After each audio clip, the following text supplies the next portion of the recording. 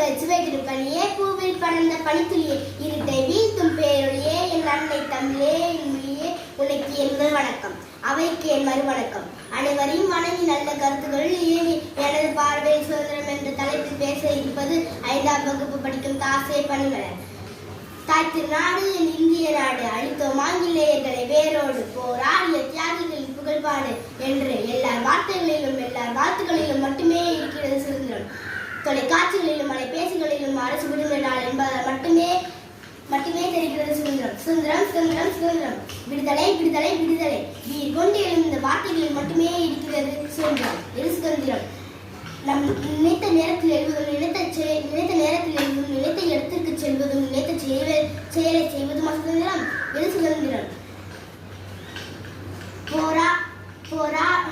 வெள்ளையர்களிடம் ரத்தத்தை வேர்வையாய் சிந்தி பெற்ற சுதந்திரத்தை ஊழல்களுக்கு இடையே ஒழித்து வைத்து கொண்டாடி கொண்டிருக்கிறோமே, இதுவா சுதந்திரம்? எது சுதந்திரம்? நம் நாட்டில் நடக்கும் அநியாயத்தை வேடிக்கை பார்த்து கொண்டிருக்கிறோமே, இதுவா சுதந்திரம்? எது சுதந்திரம்?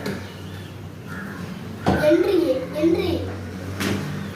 ஒருவர் நடு இரவில் தன்னந்தனியே எப்பொழுது பாதுகாப்பாக போய் சென்று வருகிறாரோ அன்றுதான் சுதந்திரம். என்று கல்வி ஏழை முதல் பணக்கார வரை ஒரே அரசு பள்ளியில் படிக்கிறார்களோ அன்றுதான் சுதந்திரம். மருத்துவம் என்பது மகத்தான பணி.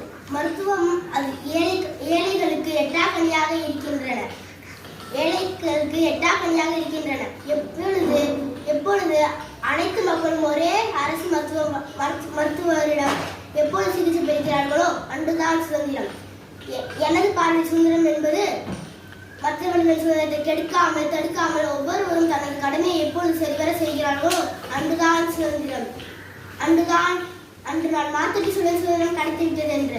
சுதந்திரம் என்பது எழுத்தறிவின் பேச்சளவில் மட்டுமில்லாமல் எப்பொழுது செயலளவில் செயல்படுகிறதோ அன்றுதான் சுதந்திரம். தேனென்றால் இனிக்கும், பூவென்றால் மணக்கும், நான் பேசினாலே அனைவருக்கும் பிடிக்கும்.